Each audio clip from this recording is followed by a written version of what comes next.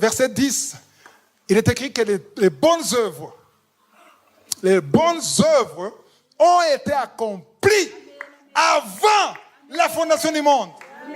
Depuis longtemps. Donc, tu ne peux pas venir à dire, Seigneur, en fait, ça devrait être comme ça. Quelque part, tu veux corriger Dieu. Et tu ne peux pas corriger Dieu. Et Jésus a dit, je sais que tout est possible. Tu es capable que cette coupe me passe. Autrement dit, je ne veux pas être sur la croix. Je ne veux pas être battu. Je ne veux pas être humilié.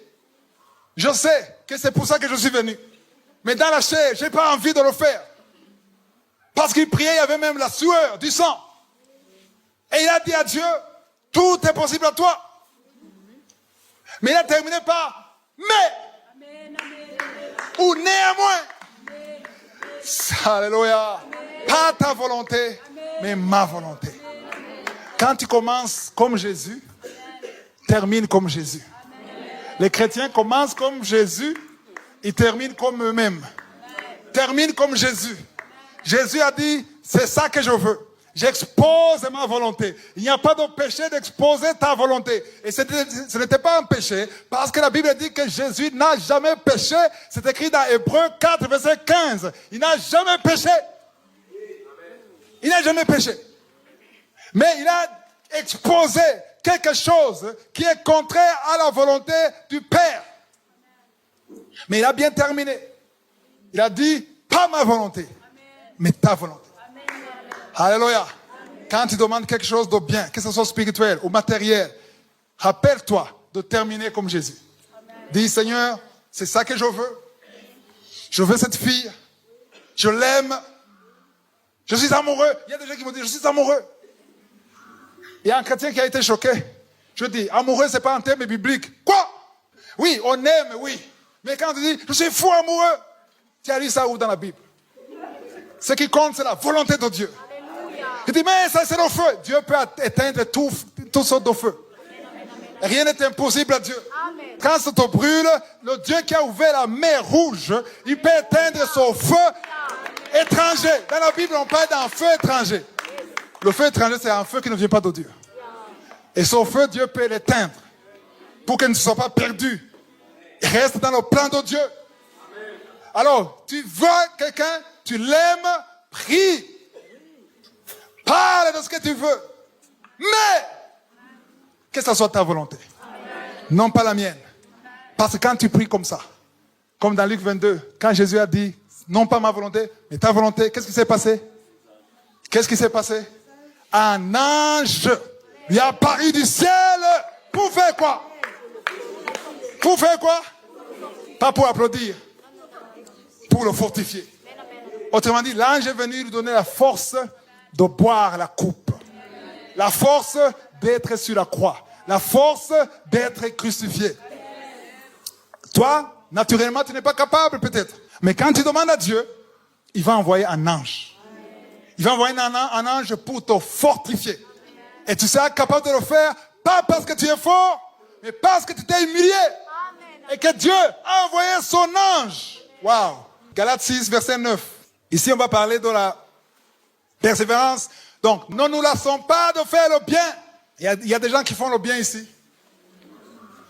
Ah oui, vous êtes humble. La main droite ne doit pas savoir ce que la main gauche donne. C'est bien. Mais est-ce que ici, dans ton cœur, tu peux dire oui? Dans ton cœur. Est-ce que tu fais le bien? Le bien que je veux dire, le bien d'aider quelqu'un qui est dans des problèmes. Est-ce que tu aides quelqu'un qui n'a pas les moyens?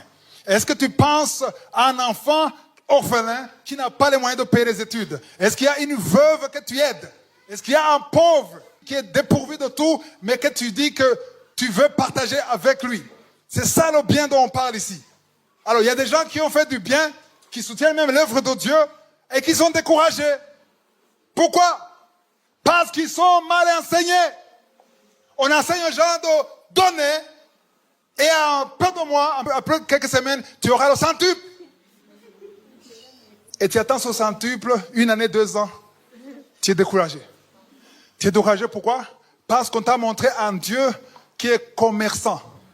On a investi comme ça et il te donne plus. Tu investis, il te donne beaucoup. Non, non, non, non. Ce que Dieu cherche, ce n'est pas l'investissement, c'est l'amour. Il veut l'amour, il veut la nature de générosité.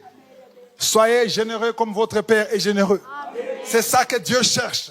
Alors les gens qui ont essayé, parce qu'ils ont été mal enseignés, il y a tant, la multiplication ne vient pas et tu abandonnes. C'est pour ça que Paul écrit aux Galates. Il a dit, ne nous lassons pas. Il n'a pas dit ne vous lassez pas. Ne nous lassons pas de faire le bien, parce qu'il faisait le bien, car nous moissonnerons au temps convenable. Waouh! Pour atteindre le temps convenable, il faut la patience. Il faut la patience. Le temps convenable, tu vas moissonner. Il y a une condition qui dit si. Comment est-ce que tu vas atteindre le temps convenable? Qu'est-ce qu'il faut? Il y a le si. Il ne faut pas se relâcher. Si nous ne nous relâchons pas, c'est ça la condition. Alléluia. Qu'est-ce que Dieu veut? Dieu veut une vie de générosité. Si tu as donné quelqu'un, il est ingrat, c'est pas grave. Il ne faut pas que les autres soient victimes. Amen. Il y a des gens qui disent, moi j'ai abandonné, j'ai donné à l'un et l'autre, ils ne sont pas reconnaissants et j'abandonne. Non! Parce que tes yeux sont fixés sur ces deux ingrats. Il faut que tes yeux soient fixés sur l'alpha et l'oméga, le Père qui a créé le ciel et la terre. Parce que quand tu fais ça, ce bien, ce n'est pas pour les hommes que tu le fais. C'est pour Dieu. Les hommes peuvent ne pas te remercier. Amen. Mais il ne faut jamais te décourager à cause des hommes. Le dernier verset, c'est 1 Pierre 5, verset 6. Humiliez-vous donc sous la puissante main de Dieu, afin qu'il vous élève quand? Qui veut être élevé? Je crois. Ah, il y en a quand même. Vous voulez être élevé? Quand? Temps convenable. Et si le temps convenable, c'est dans 10 ans?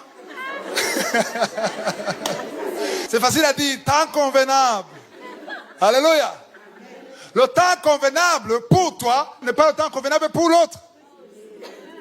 Le temps convenable dépend de la personne qui fait face à l'épreuve. Plus tu obéis, le temps convenable est réduit. Plus tu résistes, ça devient plus long. Tu redoubles, jusqu'à ce que tu comprennes. Ah, il y a des choses qui n'arrivent pas parce que le temps convenable, tu l'as lié.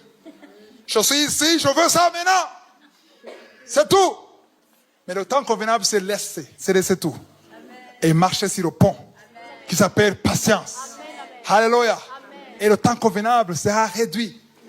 Le chemin de 11 jours, ils ont fait 40 ans. Parce qu'ils se lamentaient tout le temps. Et ceux qui ont quitté l'Égypte, ils sont tous morts. Sauf deux, Josué et Caleb. Même Moïse, les adultes, sont morts. Pourquoi? Parce qu'ils ont échoué. Si tu n'es pas mort, c'est parce qu'il attend que tu changes. Parce que la promesse arrivera. Alléluia. Au temps convenable. Je vais lire verset 10. Verset 10. 1 Pierre 5, verset 10. Le Dieu de toute grâce qui vous a appelé en Jésus-Christ à sa gloire éternelle, après que vous aurez souffert un peu de temps. Ah, j'aime beaucoup un peu de temps. Ça veut dire qu'au moins, ces souffrances ont une fin. Ces épreuves ont une fin. Ce démon va quitter. Il ne va pas être là pour toujours. Un peu de temps. Amen. Il vous perfectionnera lui-même. Signez Dieu, je suis. Il vous affermira lui-même. Il vous fortifiera lui-même. Et il vous rendra quoi? Inébranlable.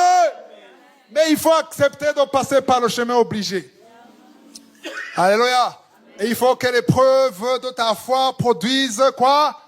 La patience. Et il faut que la patience accomplisse parfaitement son œuvre. Amen. La patience est fâchée. Parce que ça l'empêche d'accomplir son œuvre. La patience est en train de te parler maintenant. Laisse-moi accomplir mon œuvre.